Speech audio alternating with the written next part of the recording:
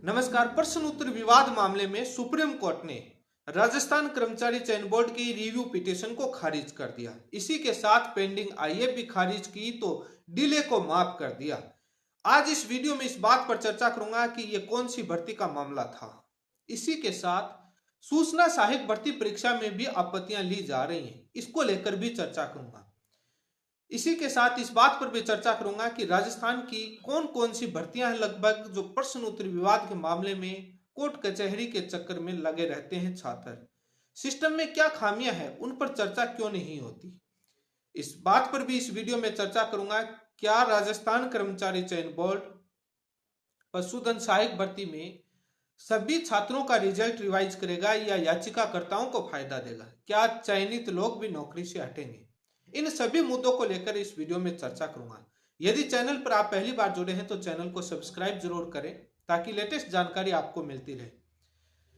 प्रश्नोत्तर विवाद मामले में राजस्थान कर्मचारी चयन बोर्ड सुप्रीम कोर्ट पहुंचा एसएलपी लेकर। उस एसएलपी को सुप्रीम कोर्ट ने जस्टिस बीआर गवई की बेंच ने बहुत पहले ही खारिज कर दी, सितंबर में। उसके बाद 2 महीने का इंतजार करने के बाद सुप्रीम कोर्ट राजस्थान कर्मचारी चयन बोर्ड रिव्यू पिटीशन लेकर पहुंचा पुनः विचार याचिका। पुनः विचार याचिका लिस्टेड होने में टाइम लगा, लेकिन कल पुनः विचार याचिका लिस्टेड हुई। जस्टिस बीआर गवई की बेंच में 1:55 पर चैम्बर में लिस्टेड हुई। उस याचिका को खारिज कर दिया। आपके स्क्रीन पर है ऑर्डर भी। अक्सर बोर्ड और आयोग, सरकारें अपने कानूनी सारे दांव पेच हाईकोर्ट सुप्रीम कोर्ट तक खेलती है। सामने छात्र भी कम नहीं होते हैं, अपने उस बेरोजगारी के दौर से बाहर नहीं निकल पाते हैं, तब भी वो घर से लाखों रुपए अपनी नौकरी पाने के चक्कर में, न्याय पाने के चक्कर में कोर्ट कचहरी में पैसे लगाते हैं वकीलों के पास। लेकिन आखिर इस सिस्टम में जो गलती करते हैं उन पर कार्रवाई नहीं होती है। पेपर सेटर जो पर्सन गलत बनाता है उस पर कार्रवाई नहीं होती है। एक्सपर्ट कमेटी जो सही से निर्णय नहीं लेती है उस पर कार्रवाई नहीं होती है। ना ही मीडिया, सोशल मीडिया डिबेट कहीं पर चर्चा होती है। वैसे बोर्ड और आयोग अपने मीडिया में खूब बयान देते हैं, लेकिन इसको लेकर हमेशा पेपर सेटर और एक्सपर्ट को बचाने के ही पक्ष में रहते हैं, उन पर कार्रवाई करने के पक्ष में कोई बयान नहीं देते। आखिरकार कौन जिम्मेदार है? सिस्टम में बैठे लोग हैं। अभी बात करूंगा सूचना सहायक भर्ती परीक्षा में को लेकर भी। आप सभी को मालूम है कि सूचना सहायक भर्ती परीक्षा अभी 21 जनवरी को हुई। अभी आपत्तियां मांगी जा रही हैं, छात्र हजारों रुपए खर्च करके आपत्तियां लगा रहे हैं। उसके बाद क्या राजस्थान कर्मचारी चयन बोर्ड से उम्मीद कर सकते हैं कि सूचना सहायक भर्ती परीक्षा भी प्रश्न उत्तर विवाद मामले में कोर्ट में नहीं जाएगी? जब पीछे का इतिहास उठा के देखें तो ये उम्मीद नहीं की जा सकती कि न्याय मिलेगा, क्योंकि इनके एक्सपर्ट तो वही होंगे, चाहे मैथ का पर्सन हो, चाहे रीजनिंग का पर्सन हो, चाहे जीके का हो, चाहे वो हैं तो वही उनके चेहरे जो उन भर्तियों में न्याय नहीं की। तो कई बार आरटीआई से, कोर्ट विवादों से एक्सपर्ट कमेटी की रिपोर्ट पब्लिक डोमेन में आती है। उनको देखने के बाद लगता है कि आखिर कैसे लोग बैठे। बहुत बार हंसी आती है। उनकी एक्सपर्ट कमेटी पेपर सेटर की क्वालिटी पर प्रश्न खड़ा होते हैं कि क्या वास्तव में वो एक्सपर्ट हैं, पेपर सेटर हैं, वो पेपर बनाने लायक लोग हैं क्या? ऐसे ऐसे उनके, क्योंकि एक्सपर्ट कभी भी बहुत कम प्रश्नों पर अपनी तथ्यात्मक टिप्पणी करते हैं ऑब्जेक्शन पर। कई पर तो इस प्रकार से करते हैं कि बड़ा राजस्थान कर्मचारी चयन बोर्ड या आयोग कोई भी जब आपत्ति मांगता है तो कहता है कि ऑथेंटिक प्रूफ होना चाहिए, ऑथेंटिक बुक होनी चाहिए, प्रमाणित पुस्तकें। राजस्थान कर्मचारी चयन बोर्ड, राजस्थान लोक सेवा आयोग, माध्यमिक शिक्षा बोर्ड, ये सारे। लेकिन रीट के मामले में मैंने राजस्थान माध्यमिक शिक्षा बोर्ड से जो आरटीआई में आई, प्राइवेट वेबसाइट, प्राइवेट बुकों को आधार मानकर उत्तर देते हैं, यहां तक आरपीएससी भी देती है। लेकिन छात्रों से क्यों मांगते हैं प्रमाणित पुस्तकें? यह सबसे बड़ा सवाल है, लेकिन इस पर चर्चा नहीं होती है। यह मामला स्टेट ऑफ राजस्थान वर्सेस सुमन का मामला है, सुप्रीम कोर्ट में आपकी स्क्रीन पर है। इस रिव्यू पिटीशन को खारिज कर दिया गया है। अब ये हाईकोर्ट का जो मामला क्या था, हाईकोर्ट ने क्या फैसला दिया था, उसको लेकर मैं वीडियो बना चुका हूं। उस वीडियो का लिंक इस वीडियो के डिस्क्रिप्शन में दिया हुआ है, आप जाकर वो देखें। हाईकोर्ट ने क्या फैसला दिया था। जब हाईकोर्ट में सुनवाइयां चल रही थी तब खूब फटकारें लगाई थी कोर्ट ने, और अपने फैसले में भी मेंशन करी, वो आप देखना। सुप्रीम कोर्ट ने भी एसएलपी, राजस्थान कर्मचारी चयन बोर्ड के एसएलपी को खारिज कर दिया, तब भी नहीं माने। रिव्यू पिटीशन लेकर गए, कितने महीने डिले किया, आखिरकार कौन जिम्मेदार है? मान लेते हाईकोर्ट खंडपीठ का फैसला, मान लेते सुप्रीम कोर्ट की एसएलपी खारिज हुई, नहीं, रिव्यू पिटीशन। क्योंकि इनका जेब, इन अधिकारियों के, इन अध्यक्षों के, इन चेयरमैनों के जेब से पैसा नहीं लगता। टैक्स का पैसा जनता का आता है, वो बिल काटकर वकीलों को देते हैं और उस पैसे से चलता है। सामने जो छात्र लड़ते हैं वो अपने जेब से डबल केस लड़ा जाता है, जनता के टैक्स, उन्हीं का भी टैक्स लगता है, वो भी डायरेक्ट या इनडायरेक्ट रूप से टैक्स देते हैं हर चीज पर, वो पैसा गवर्नमेंट के पास आता है, उसी पैसे से वो केस लड़ते हैं और उधर से न्याय पाने के लिए दूसरी तरफ भी वो केस लड़ते हैं, लेकिन न्याय नहीं मिलता, बहुत कम न्याय मिलता है। सरकार अपने वकीलों की फौज खड़ी कर देता है, कागजों में कमेटियां गठित कर लेता है, लेकिन छात्र भी कम नहीं है, कहीं ना कहीं से सबूत ले ही आते हैं। पशुधन सहायक भर्ती में सिंगल बेंच में हार गए थे, सरकारें, आयोग और बोर्ड की कमेटियों ने पूरी ताकत लगाई थी, लेकिन छात्र जो पर्सन था वो कौन सा पर्सन था, वीडियो में जाके देखें, आरटीआई से सबूत लेकर आए, उसके बाद वो जीते छात्र। लेकिन बेरोजगारों के लाखों रुपए खर्च हो जाते हैं, लेकिन आखिरकार कौन जिम्मेदार है? सोशल मीडिया में, इलेक्ट्रॉनिक मीडिया में, प्रेस में, सब जगह बयान देते हैं, इस पर चर्चा नहीं करते हैं। बेरोजगार नेताओं की तो बात छोड़ दीजिए, चलती हुई गाड़ियों पर सवार होते हैं क्योंकि उनका नेता बनना है, उनको न्याय से कोई लेना देना नहीं है, गलत सही से उनको कोई लेना देना नहीं है, उनको राजनीति में आना है, कैसे भी आए, वो अपने साम दाम दंड भेद सारे लगाते हैं राजनीति में आने के लिए, उनको नेता बनना है। तमाम बेरोजगार नेता एक ही प्रकार के हैं, उनसे आप न्याय की उम्मीद नहीं कर सकते, कि सिस्टम ठीक हो ये उम्मीद नहीं कर सकते कि वो आवाज उठाए। ज्यादा दबाओगे तो ट्वीट कर देंगे, लेकिन रास्ते पर वहीं पर चलेंगे जो चलती हुई गाड़ियों पर पहले वाले नेता सवार होते थे, अब वाले भी वही काम करते हैं। लेकिन सुप्रीम कोर्ट ने जो खारिज की है, हाई कोर्ट ने कहा था कि रिजल्ट रिवाइज करके, लिस्ट जारी करके ज्वाइनिंग दी जाए, तो जो भी छात्र उस पर्सन को सही होने पर जो मेरिट लिस्ट में आएंगे उन सभी को नौकरी देनी पड़ेगी। अब कई छात्रों ने जो केस लड़ रहे थे उन्होंने मुझे बताया है, हालांकि मैं इसकी फाइल नहीं पढ़ी, मैं नहीं कह सकता, वो छात्र कह रहे थे कि जो रिव्यू पिटीशन में उन्होंने कहा है कि चयनितों को नहीं उठाया जाए, और सुप्रीम कोर्ट ने यदि ये डिमांड बोर्ड ने की है और उसको खारिज कर दिया है, तो चयनित छात्रों के भी सारे रास्ते बंद कर दिए। बट अभी वो उसको सही नहीं माने, जब तक फाइल नहीं पढ़ी जाए उसका कह नहीं सकते कि उन्होंने क्या अपनी रिव्यू पिटीशन में डिमांड करी है। लेकिन हाईकोर्ट का फैसला यह है कि रिजल्ट रिवाइज करके सभी को नौकरी दी जाए जो उस लिस्ट में, मेरिट लिस्ट में आते हैं, भले ही इनको पद सर्जित करना पड़े, कुछ भी हटाना पड़े, कुछ भी करना पड़े।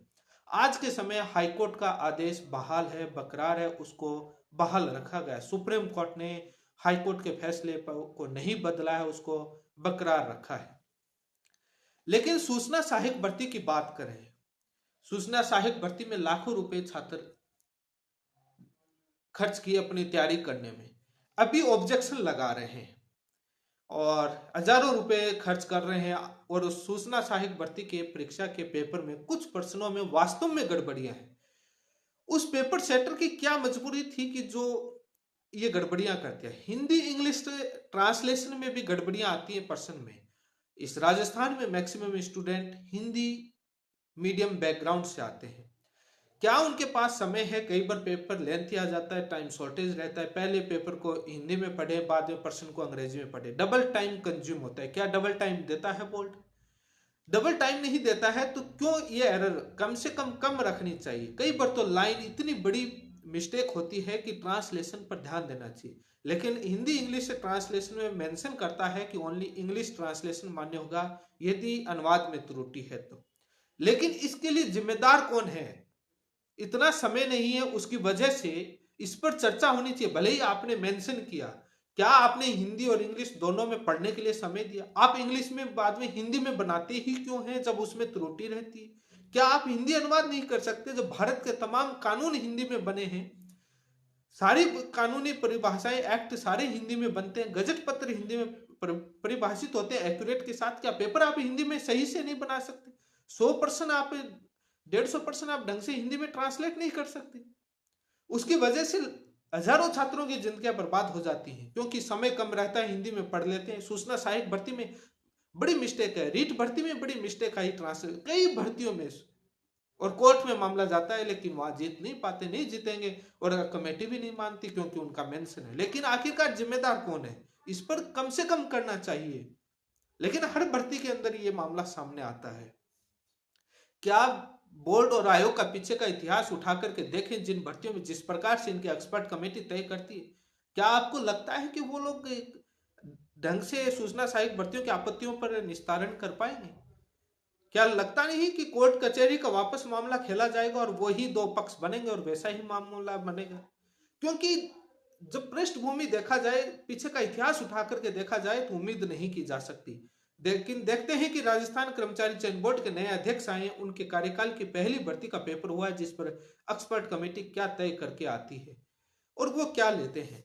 लेकिन हजारों लाखों रुपए खर्च हो जाते हैं, हजारों रुपए आपत्तियों पर लग रहे हैं। क्या वो वापस रिफंड नहीं होने चाहिए? यदि आपत्ति सही पाई जाती है तो वापस रिफंड करना चाहिए। जिस पर्सन पर आपकी आपत्ति सही पाई गई उसको रिफंड करना चाहिए। ये 2018-19 के अंदर रेलवे के ने ये काम किया था, लेकिन पेमेंट रिफंड नहीं किया था। लेकिन उन्होंने नोटिस निकाला था कि यदि आपकी आपत्ति सही पाई गई तो आपका 50 रुपए ऑब्जेक्शन के लिए थे, उन्होंने पर क्वेश्चन उन्होंने नोटिस डाला था। आए या नहीं आए वो नहीं पता, बट उन्होंने नोटिस डाला था कि यदि आपत्ति सही पाई गई तो आपको पैसा वापस मिलेगा। क्या ये नहीं कर सकते? कितना रुपया खर्च होता है?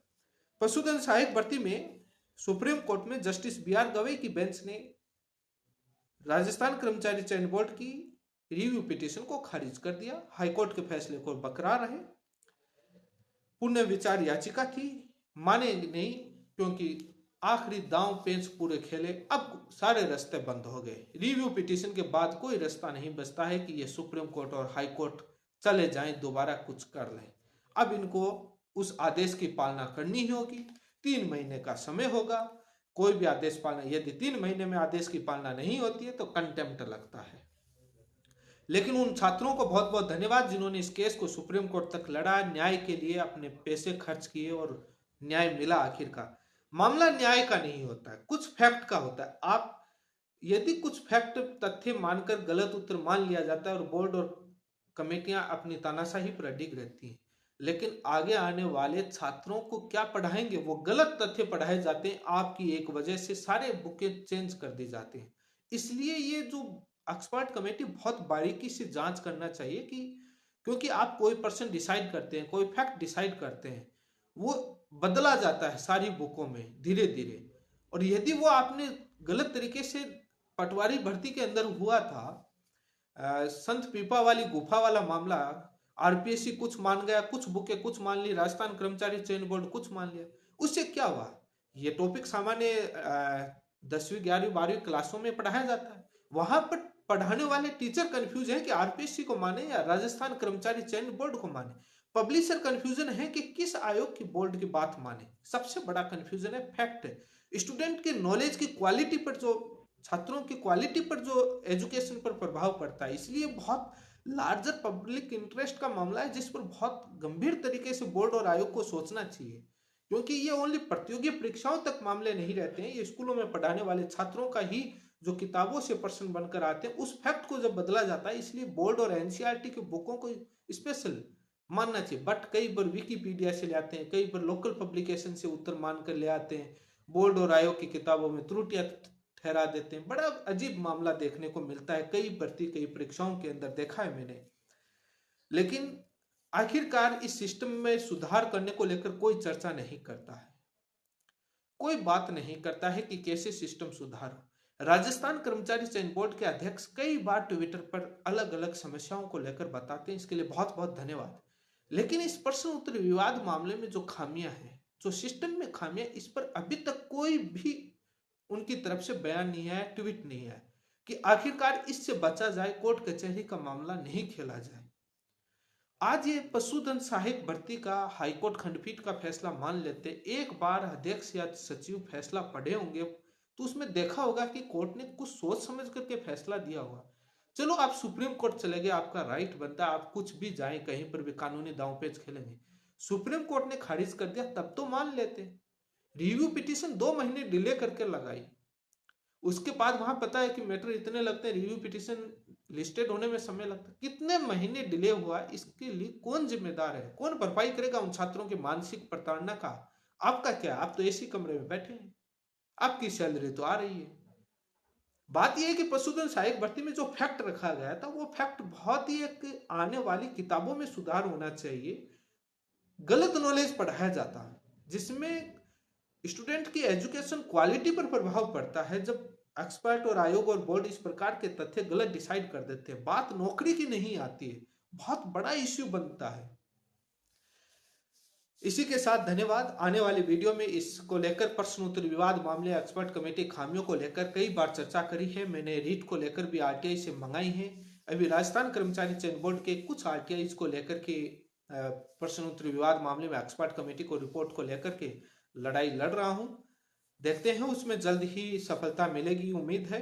और इनको सारों को कोशिश करूंगा कि आरटीआई से आए, ताकि ये गोपनीयता को जो हवाला देते हैं उससे पब्लिक डोमेन में लाया जाए कि कोई गोपनीयता भंग नहीं होती। उसके बाद एक देखा जाएगा कि इनको कैसे वेबसाइट पर पब्लिश करने के लिए लड़ाई लड़ी जाए, ताकि गोपनीयता जब आरटीआई में आने से गोपनीयता भंग नहीं होती है तो बाद में इसको वेबसाइट पर पब्लिश कर दिया जाए, ताकि आपकी एक्सपर्ट कमेटी का नॉलेज तो देखें कि कितने ज्ञानी है आपके एक्सपर्ट और पेपर सेटर, ताकि सोशल मीडिया पर भी आपकी क्वालिटी ट्रोल हो कि आखिरकार सिस्टम में खामियों के लिए कौन जिम्मेदार है। उसकी जिम्मेदारी तय होगी, धीरे धीरे समय लगेगा, लेकिन प्रयास जारी है। इसी के साथ बहुत बहुत धन्यवाद।